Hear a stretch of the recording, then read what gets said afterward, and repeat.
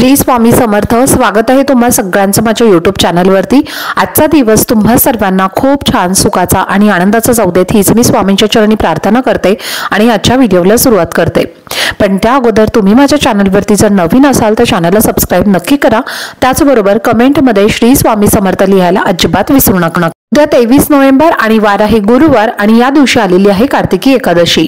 या एकादशीला प्रबोधनी एकादशी त्याचबरोबर देव उठणी एकादशी असं सुद्धा म्हटलं जातं। तर देव उठणी एकादशी या दिवशी भगवान श्री हरी विष्णू हे 4 महिन्यांच्या योग निद्रेवरनं बाहेर येत असतात, म्हणजे ते झोपेतनं जागे होत असतात आणि म्हणूनच या एकादशीला देव उठणी एकादशी असं म्हटलं जातं। त्यामुळे या एकादशीला विशेष महत्त्व दिलं जातं, कारण ही एकादशी जी आहे तर ती इतर एकादशींपेक्षा खूप महत्त्वाची आणि खूप मोठी एकादशी मानली जाते। या एकादशीचं व्रत केल्यामुळे आपलं जे काही आपल्या हातून पाप पुण्य घडत असतं तर त्याचप्रमाणे या दिवशी जर आपण काही उपाय केले तर त्या उपायांचं सुद्धा आपल्याला जास्त पटीने फळ हे प्राप्त होत असतं।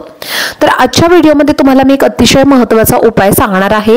तुम्हाला गाईला एक वस्तू खाऊ घालायची आहे, त्यामुळे तुमचं जे काही दारिद्र्य आहे तर ते मुळासकट नष्ट होईल। असा हा एक अत्यंत प्रभावी उपाय तुम्हाला मी आजच्या व्हिडिओमध्ये सांगणार आहे। त्यामुळे व्हिडिओ हा स्किप न करता शेवटपर्यंत नक्की पहा, जेणेकरून तुमच्यापर्यंत योग्य ती माहिती पोहोचेल। तर पहा, एकादशीच्या दिवशी गाईला अतिशय महत्त्वाचं स्थान असतं।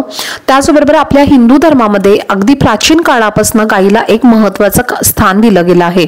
कोणतेही शुभ कार्य आपण जेव्हा करत असतो तर तेव्हा पंचगव्य जे आहे तर ते वापरलं जातं। एकादशीच्या दिवशी आपण जर गाईला ही एक वस्तू खाऊ घातली तर आपल्याला भरपूर जास्त प्रमाणामध्ये पुण्यफळ हे मिळत असतं। तर हा जो उपाय आहे तर तो आपल्याला करायचा आहे। हा उपाय केल्यामुळे आपल्या ज्या काही प्रत्येक इच्छा आहेत तर त्या पूर्ण होणार आहेत। अशी आपल्या प्रत्येकाची इच्छा पूर्ण करणारी वैद्यकीय गाय जी आहे तर ती समुद्र मंथनामधून बाहेर पडली आहे आणि त्यामुळे दिव्य अमृत पंचगव्य जे आहेत तर ते उगम पावले आहेत। तर आपल्या मनामध्ये जर एखादी इच्छा असेल तर ती इच्छा लवकरात लवकर पूर्ण करायची असेल तर आपल्याला एकादशीच्या दिवशी हा उपाय करायचा असतो।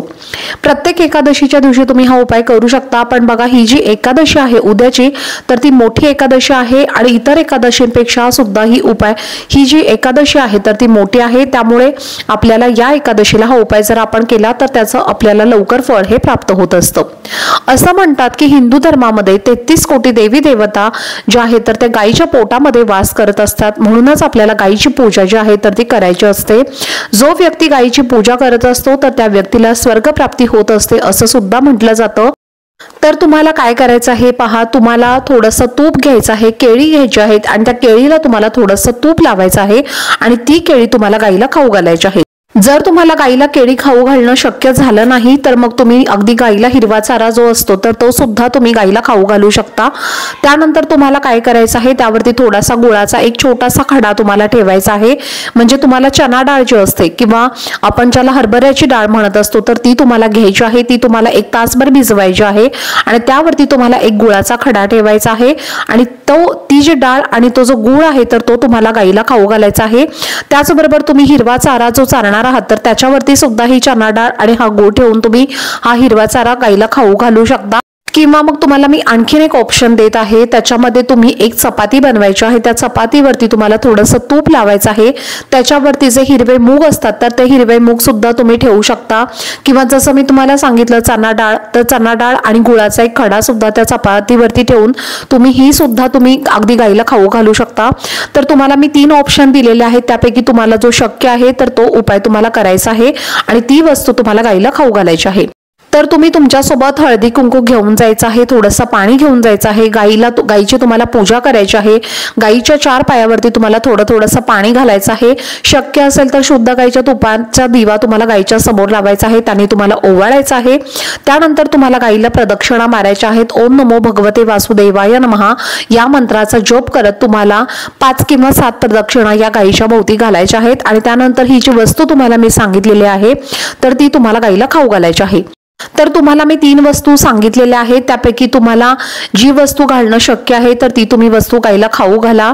जर तुम्हाला 3ही घालणं शक्य असेल तर 3ही वस्तू खाऊ घाला, 2 शक्य झाल्या तर 2 घाला किंवा मग तुम्ही अगदी 1 सुद्धा खाऊ घातली तरीही चालेल। तर अशा पद्धतीने तुम्हाला हा उपाय करायचा आहे। उपाय करण्यासाठी तुमच्या आजूबाजूला जर गाय नसेल तर मग तुम्ही गोशाळेमध्ये जाऊन सुद्धा हा उपाय करू शकता आणि जर तुमच्या आजूबाजूला अगदीच गोशाळा पण नसेल, गाय सुद्धा नसेल तर तुमच्या देवघरामध्ये जे गाय वासराची मूर्ती असते तर तिच्या समोर सुद्धा तुम्ही हा उपाय करू शकता। तर तुम्हाला ज्या मी वस्तू सांगितलेल्या आहेत त्याचा नैवेद्य तुम्हाला तुमच्या गाईला किंवा तुमच्या देवघरातल्या मूर्तीला तुम्हाला हा नैवेद्य दाखवायचा आहे। दिवसभर तुम्हाला तो तसाच राहू द्यायचा आहे आणि संध्याकाळी तुम्हाला तो जो नैवेद्य आहे तर तो तुम्हाला पक्ष्यांना वगैरे खाऊ घालायचा आहे। तर अशा पद्धतीने तुम्ही हा उपाय करू शकता। त्याचबरोबर जेव्हा हा उपाय आपण जेव्हा करणार आहोत तर त्यावेळेला आपण हा उपाय केल्यानंतर गाईच्या कानामध्ये तुम्हाला तुमच्या मनातील जी काही इच्छा आहे तर ती तुम्हाला व्यक्त करायची आहे आणि त्या गोमातेला आपल्याला ही इच्छा जी आहे तर ती सांगायची आहे।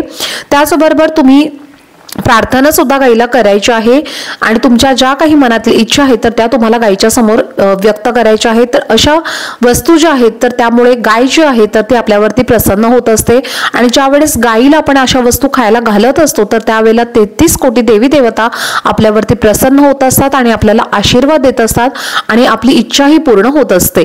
त्यामुळे तुम्हाला हा उपाय करायचा आहे। तुम्हाला जर गाय मिळाली नाही किंवा खूप काही जर तुम्हाला अडचणी आल्या हा उपाय करायचा असेल तर तुमच्या देवघरामध्ये ज्याप्रमाणे मी सांगितलं तर तुम्ही गाय वासराची जी मूर्ती आहे तिच्या समोर सुद्धा तुम्ही हा उपाय करू शकता। 3 केळी जी आहे तर ती सांगितल्याप्रमाणे तुम्ही घेऊ शकता। गाई पुढे तुम्ही अर्पण करायचे आहेत। गाईच्या समोर किंवा मूर्ती समोर तुम्हाला एक छान शुद्ध गाईच्या तुपाचा दिवा लावायचा आहे। त्याचबरोबर नैवेद्य म्हणून तुम्हाला हे ठेवायचं आहे। दुसऱ्या दिवशी किंवा तुम्ही शक्यतो करून दुसऱ्या दिवशी हा जो नैवेद्य आहे तर तुम्ही एखाद्या पक्ष्यांना वगैरे खायला घालू शकता, पण तुम्ही जास्तीत जास्त प्रयत्न करा की तुम्ही या ज्या वस्तू तुम्हाला मी सांगितलेल्या आहेत तर त्या तुम्हाला गाईलाच खाऊ घालायच्या आहेत। तर अशा पद्धतीने तुम्ही हा उपाय उद्याच्या दिवशी नक्की आवर्जून करा। तर चला, झालेली सेवा ही मी स्वामी महाराजांच्या चरणी अर्पण करते। आजचा व्हिडिओ जर तुम्हाला आवडला असेल तर व्हिडिओला जास्तीत जास्त लाईक, शेअर आणि चॅनलला सबस्क्राईब नक्की करा। भेटूयात पुढच्या व्हिडिओमध्ये। तोपर्यंत सर्वांना श्री स्वामी समर्थ।